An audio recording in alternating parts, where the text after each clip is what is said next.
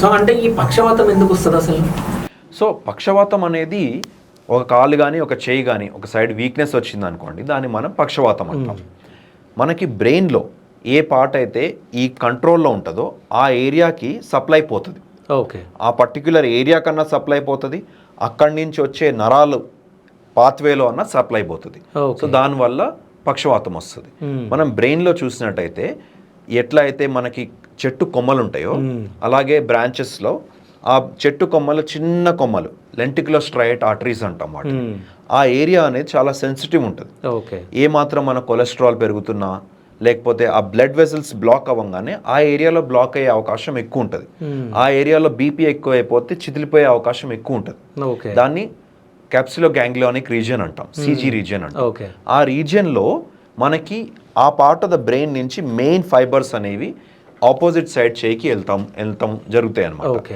ఆ ఏరియాలో డ్యామేజ్ అవుతుంది కాబట్టి ఎక్కువ శాతం స్ట్రోక్స్ మనము పక్షవాతంతో చూస్తూ ఉంటాం. కానీ మనకు స్ట్రోక్ రకరకాలుగా ప్రజెంట్ అవ్వచ్చు. నేను చెప్పిన ఫాస్ట్ సిమ్టమ్ అనేది 90% ఆర్ 80% స్ట్రోక్స్లో యూజువల్గా ఇట్లాగే వస్తాయి. ఎందుకంటే ఆ పర్టిక్యులర్ ఏరియాలో చాలా కామన్గా చూస్తూ ఉంటాం.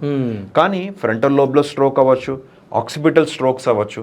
ఆక్సిపిటల్ స్ట్రోక్స్ అయినాయి అనుకోండి, ఓన్లీ కంటి చూపులో ప్రాబ్లం వస్తుంది. కానీ ఆ స్ట్రోక్స్లో యూజువల్గా ఇమీడియట్ ప్రాణాపాయం ఉండదు, ఆర్ మనకి అంత డెబిలిటేషన్ ఉండదు. పక్షవాతం ఒక కాలు చేయి పని చేయట్లేదు అనుకోండి, ఎంత ఇబ్బంది మనిషి, నడవలేడు, తన పని తను చేసుకోలేడు, మాట పడిపోతుంది, అన్ని ఇబ్బందులు చాలా ఉంటాయి. సో ఈ పర్టిక్యులర్ అబ్రివేషన్ అనేది చాలా ఇంపార్టెంట్. అంటే మాట పడిపోవడం మనం చూస్తే అది మళ్ళీ మాట రావాలంటే అసలు ఏంటి, అసలు ఏం చేయాలి? సో నేను అన్నట్టు ఇమీడియట్ గోల్డెన్ పీరియడ్లో వెళ్ళారనుకోండి, స్ట్రోక్ రివర్స్ చేయగలిగాము, దానికి ఇమీడియట్లీ దానికి క్లాట్ బస్టర్ ఇచ్చాము, మళ్ళీ రక్త సరఫరా స్టార్ట్ అయిపోయింది అంటే ఆటోమేటిక్లీ వచ్చేస్తుంది అన్నమాట. రాలేదు అనుకోండి, అంటే ఆ పార్ట్ ఆఫ్ ద బ్రెయిన్ చనిపోయింది అంటే రీహాబిలిటేషన్ చేయాల్సి వస్తుంది. రీహాబిలిటేషన్ అంటే ఏంటంటే మనం కంటిన్యూస్గా ఫిజియోథెరపీ ఇవన్నీ చేసుకుంటూ ఉంటే ఆ part of the function brain ఇంకొక part of the brain take over చేస్తుంది.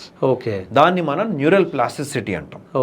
న్యూరల్ ప్లాస్టిసిటీ అంటే అదే ఫంక్షన్ని ఇంకొక ఏరియా చేస్తుంది. ఈ పార్ట్ ఇంకా రికవర్ అవ్వదు, పర్మనెంట్గా డ్యామేజ్ అయిపోయింది. ఆ పని ఇంకొక part of the brain recover అయ్యి నేర్చుకుని మళ్ళీ కొత్తగా స్టార్ట్ చేస్తుంది.